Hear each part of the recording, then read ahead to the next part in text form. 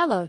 The U.S. Federal Bureau of Investigation warns that Barracuda Network's customers whose devices have been patched with the latest firmware update may be at risk of being compromised by Chinese hacking groups. Update. Barracuda issues a statement reiterating its advice to customers, out of an abundance of caution, and in furtherance of our containment strategy, we recommend impacted customers replace their compromised appliance.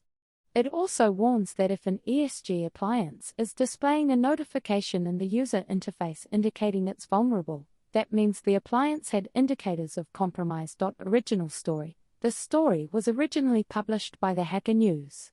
Copyright C. 2013, Tertius Content Agency. All rights reserved. Read the original article here. Barracuda Network's response. Barracuda Networks share your Guardian note regarding the recently disclosed critical flaw. Thanks for watching. If you enjoy short news like this, please consider subscribing to my channel. Until next time.